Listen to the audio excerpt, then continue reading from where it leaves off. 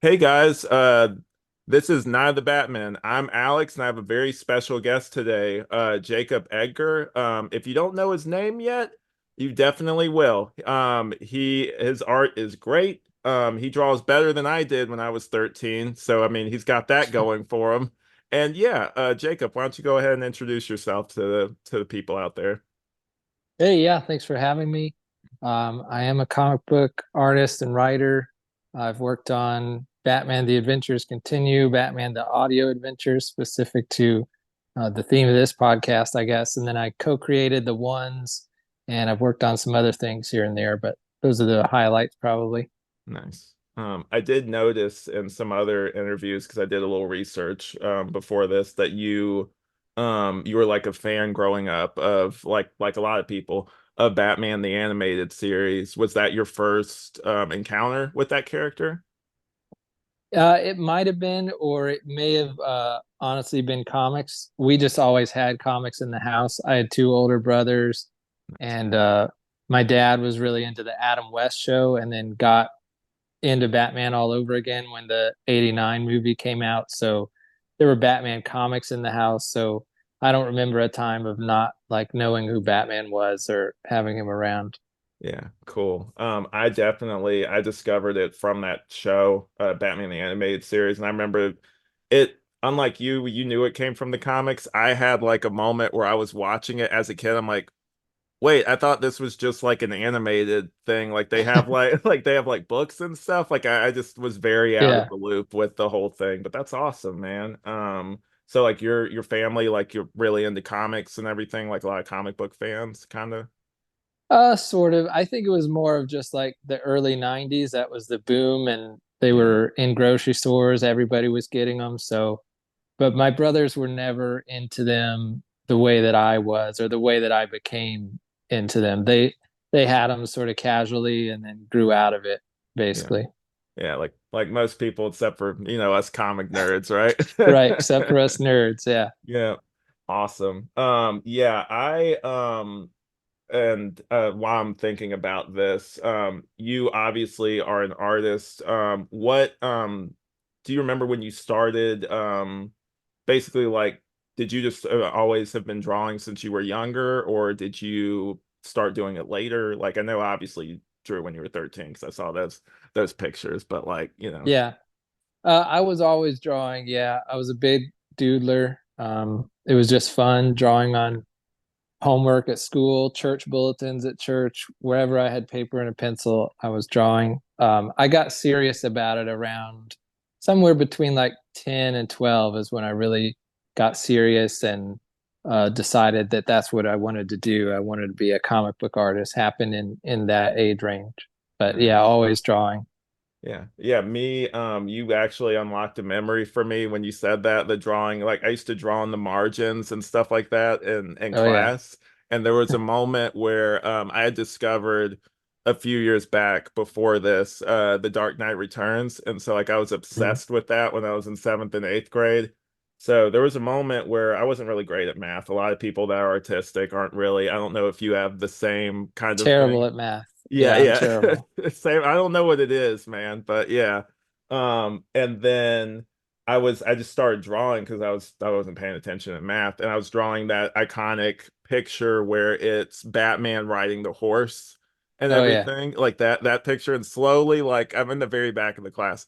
So one person looks back and they're kind of like looking like that. It's like, what's he drawing? And then like another person and another person, and another person. Eventually the whole class is kind of like looking back and looking at what I'm doing and not paying attention to the teacher. So Yeah. I end up in like a parent teacher conference, and the teacher is Oh you can no. tell you can tell she's annoyed, but she's also complimenting the drawing, and she's like I like that Alex draws. It's like he just needs to pay attention in class. It's like he drew like a beautiful horse, but like he needs to like pay attention. And like I was smiling because I was getting the praise of like, oh, Right, like yeah. cool. She thinks my art's cool, not really connecting in my brain. Hey, dude, you're also in trouble. That clicked once my parents started glaring at me. So Yeah. yeah, but That's definitely. awesome.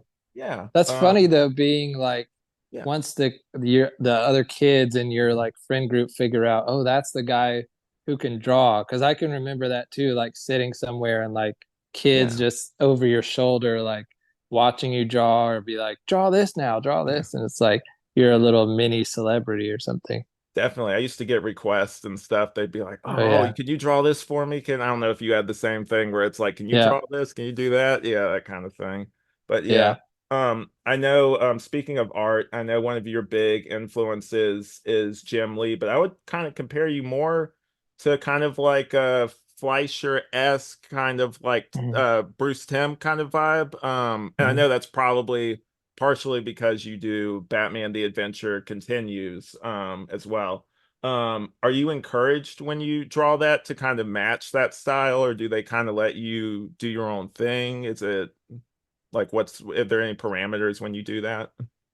For that, it's a little bit of both. Okay. I nobody when I got the job, there was no real conversation about being on model in any certain kind of way. Hmm. I just came on knowing that it should echo the show, but I also wanted to bring my own flavor to it, not be exactly on model. I Hmm. tried to be more like whenever Bruce Timm would draw in comics like Mad Love or something like Yeah. that, he had a lot of like bold ink lines and Kirby type energy to his stuff. And so I was trying to channel more of like Bruce Timm doing comics versus what the show looked like. But they weren't too strict about it. And it was funny because I saw a complaint somewhere online. Hmm. Because I came in sort of towards the end of the series. Ty Templeton had been drawing it, and I did this fill in. And there was a complaint that I saw online that I drew the ears on Batman's mask. I forget if it was longer or shorter than Ty did, and that bothered this person because it wasn't Wow. consistent.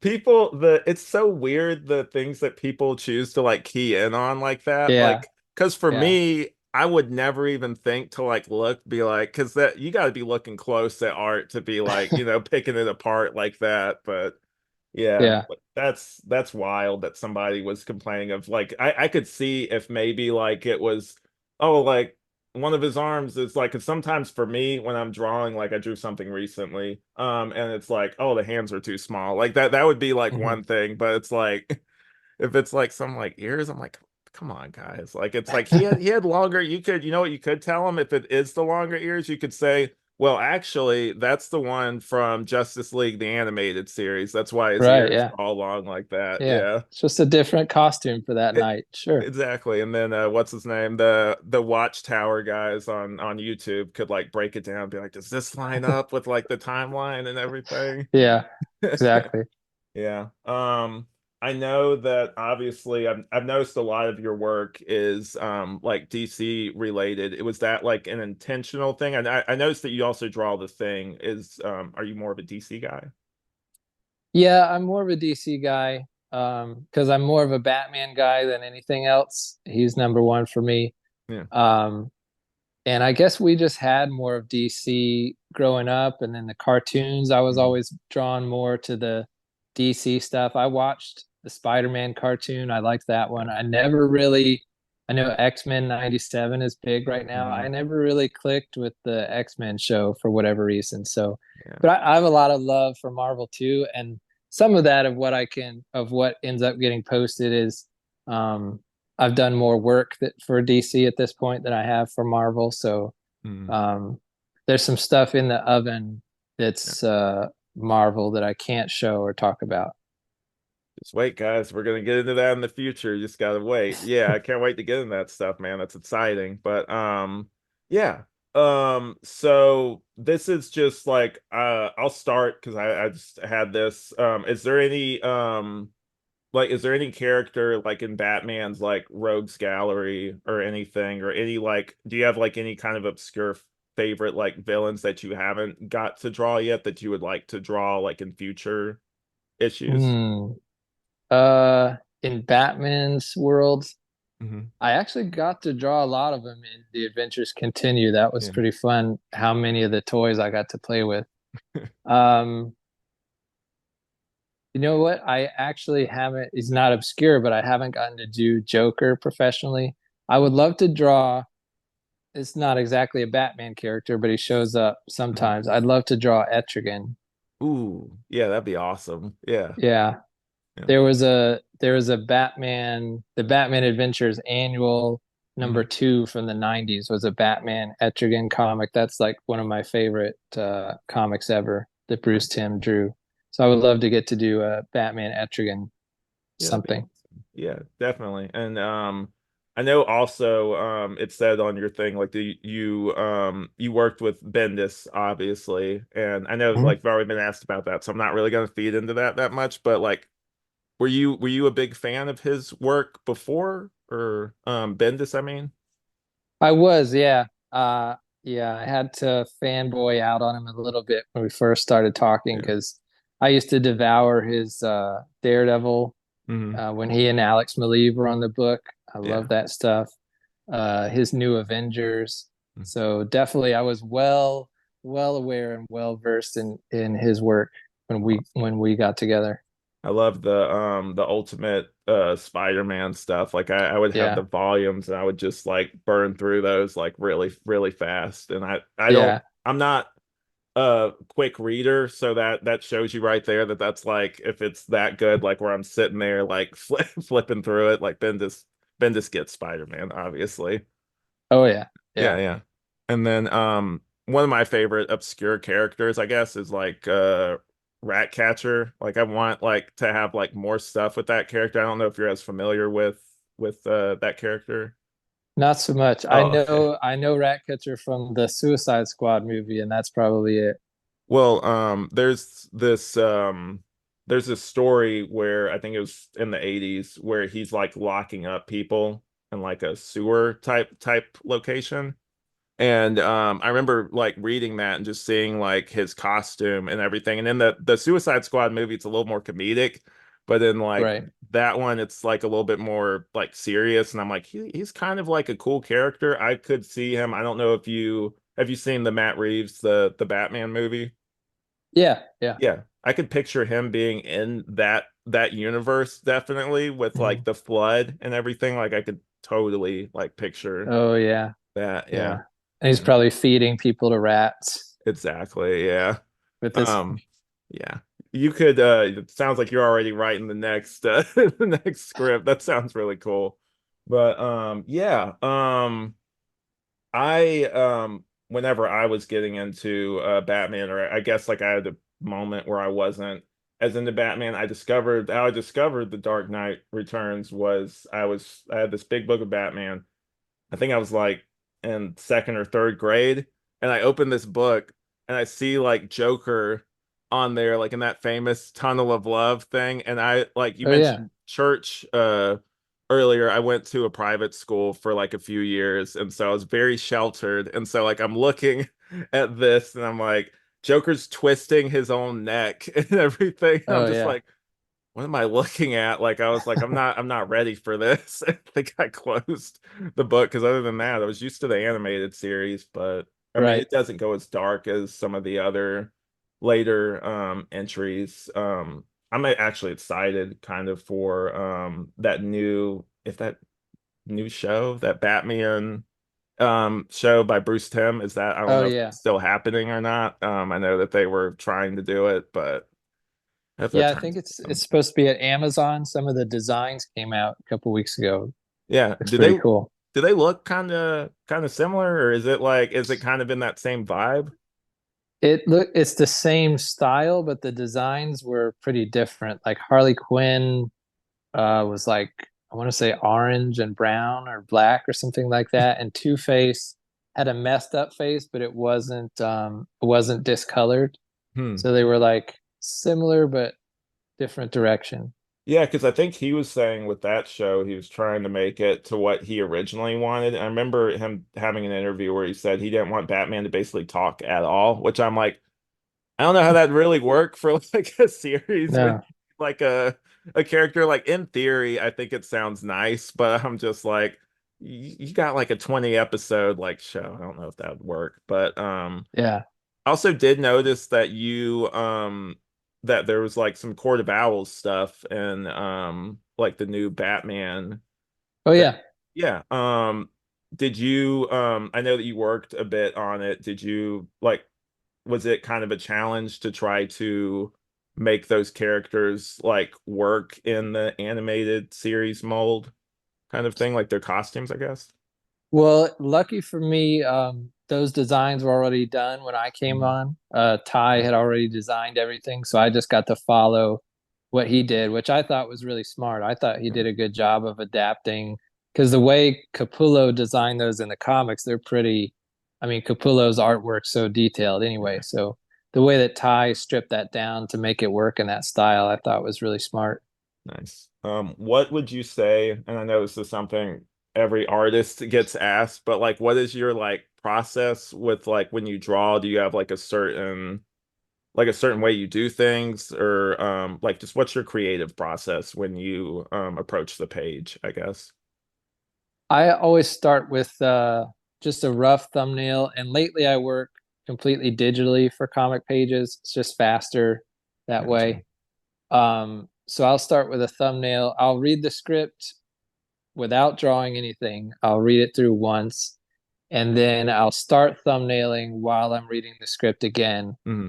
And the first stage of the thumbnail, I call it blocking, and Hmm. it looks like nothing. It looks like a 2-year-old's drawing where I'm just placing where the figures can be based on the scene that's happening, the Hmm. word balloons that are going to have to fit in. So I start with that blocking stage.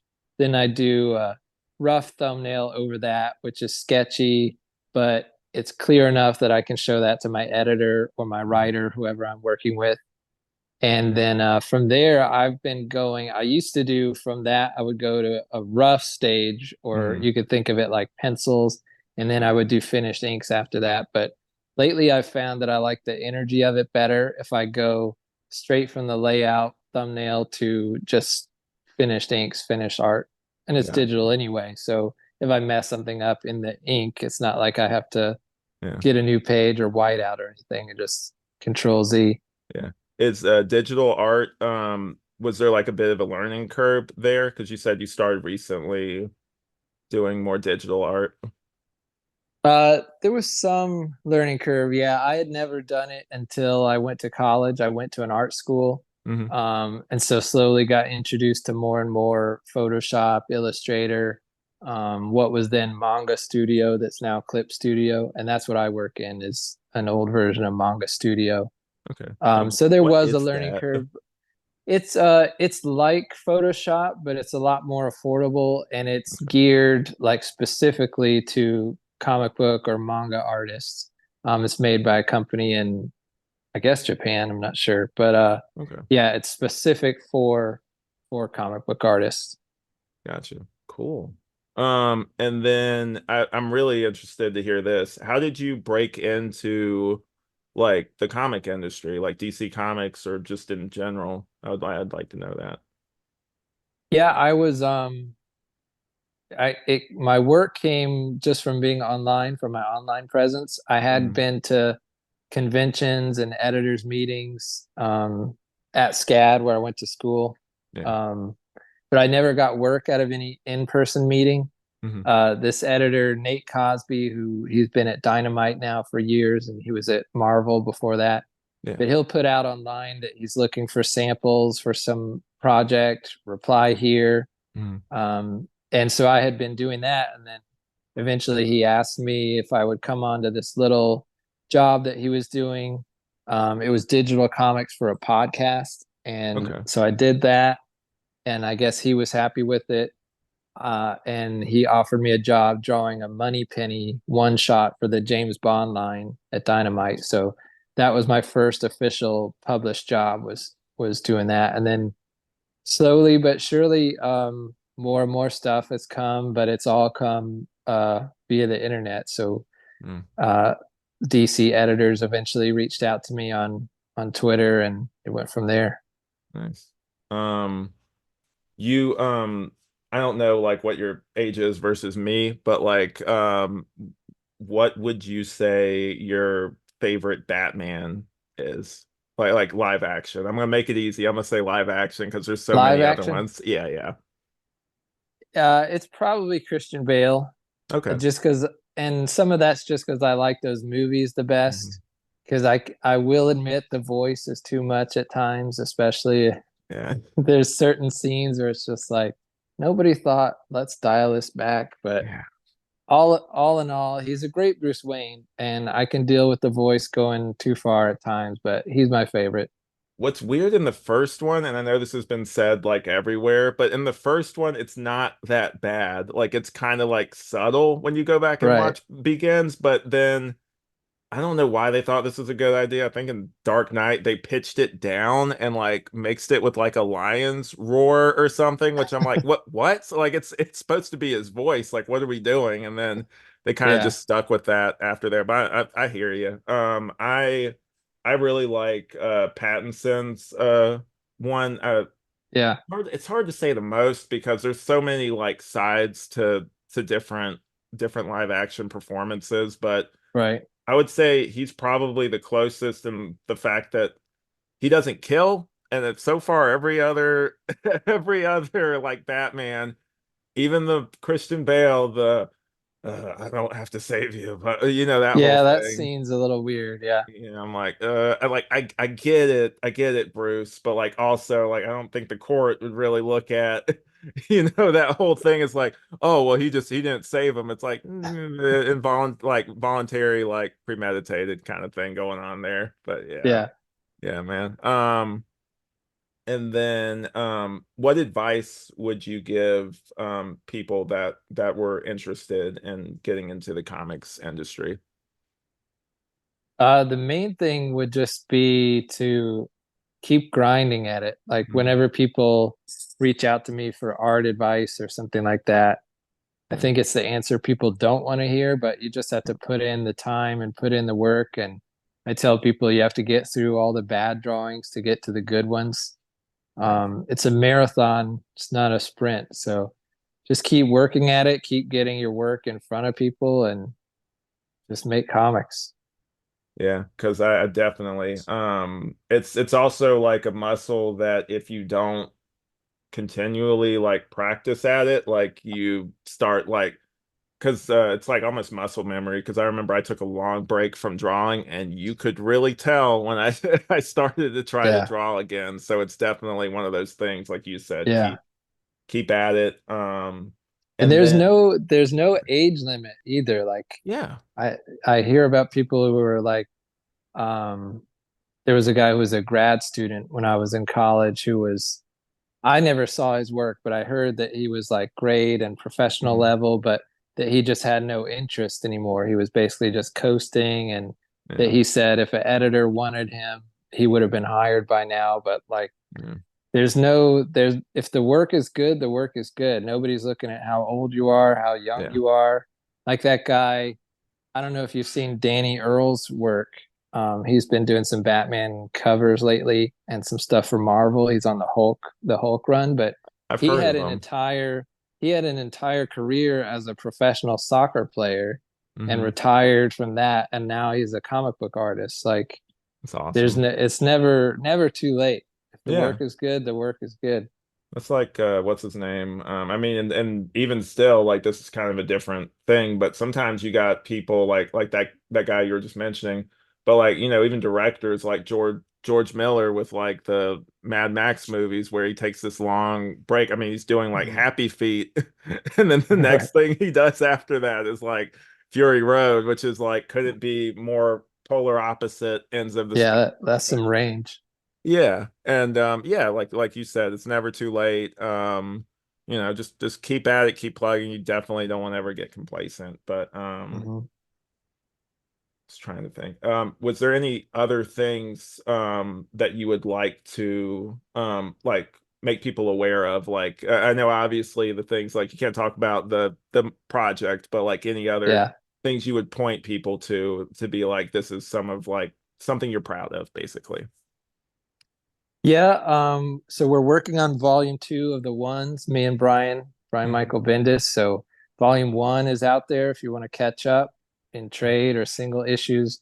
And then volume two should be out, I think, later this year. Yeah. I finished drawing the first issue of it, so we're deep in on that one. And then let's see, what else can I talk about? So I have something coming from DC. towards Mhm. the end of this year, but I think that's all I could say about it. So Hey, just stay man. tuned for that. I'm not trying to get you in trouble or anything. So Yeah. yeah, yeah, we'll just stick to stuff you're comfortable with. The ones for people out there that don't know, brief premise for it. Yeah, it's a comedy. It's I think people class it gets classified as a superhero book. I don't really think of it that way, but it's like all these different characters who were some version of a chosen one Mm-hmm. in some kind of mythology or back history all to their own. They get brought together and teamed up. So it's like a vampire slayer, chosen one, Right. and this ancient guy who's got this famous sword, Mm-hmm. and they all get brought together and have to fight the ultimate evil, which is essentially Satan come to Earth. Ooh. And what are they going to do about it? And it's a comedy. That sounds awesome, man. Yeah, definitely. What studio, like where can people get their hands on it? Like what studio did So that? that's from Dark Horse Comics, Okay. and you can grab it from their website, Amazon, your local comic book store. It's out in the wild. Gotcha. Cool. Out in the wild. I like that. But yeah.